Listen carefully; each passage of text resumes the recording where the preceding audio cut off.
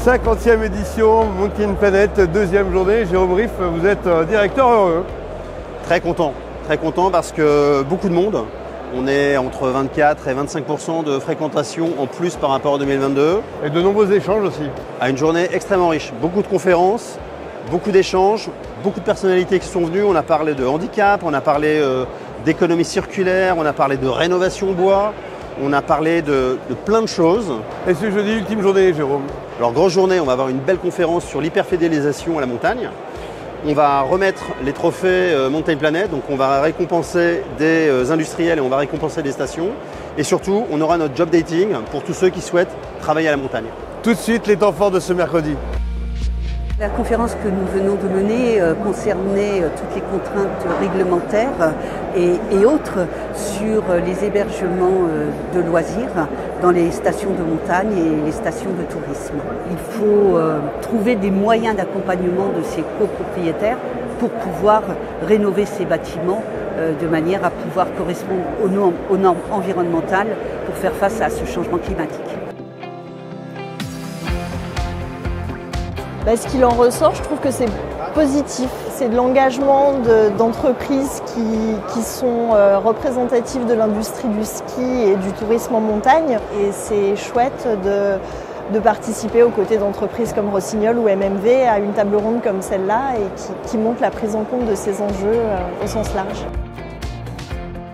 Ça représente un projet éducatif de l'école d'Autelus pour créer une aire éducative terrestre pour que les enfants puissent s'approprier un endroit et regarder, observer la biodiversité, protéger cet endroit et valoriser la biodiversité sur leur territoire. Et pour Isola 2000, c'est un projet qu'on a mené l'été autour d'un festival de jazz éco-responsable en lien avec le parc du Mercantour et les acteurs locaux, des musiciens engagés.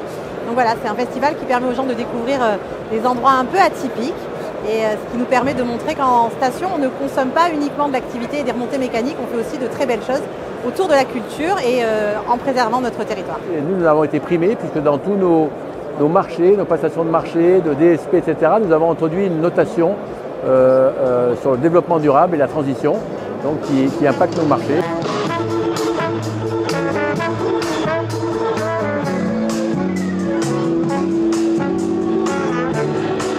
Ce salon est avant tout très international. Tous les pays sont représentés. Donc les Pays-Bas sont très contents d'être présents.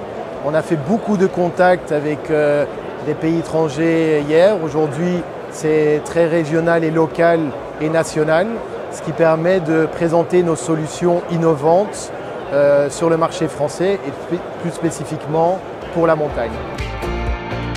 India is not only the Indian ropeway, it is now world ropeway.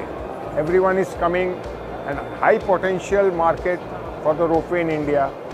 So we wanted to understand that technology the European countries follow. So for that we have come and visiting this Mountain Planet show. On construit un télésiège nous dans notre station. Donc on voulait aller à la rencontre des constructeurs de téléportés principalement. We are having wonderful time and we are experiencing very kind of different new technologies and chances over here. We're so happy here.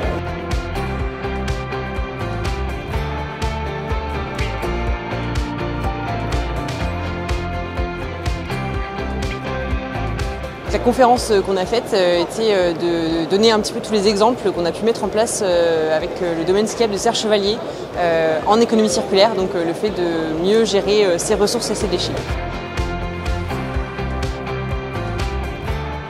On a parcouru différents exemples en fait d'aménagement ou de projets qui s'intéressent à la fois à la ressource en eau, aux enjeux environnementaux et sociétaux liés au projet hydroélectrique pour montrer par les exemples à quel point on est capable de concilier la production propre d'énergie et la transition énergétique des territoires.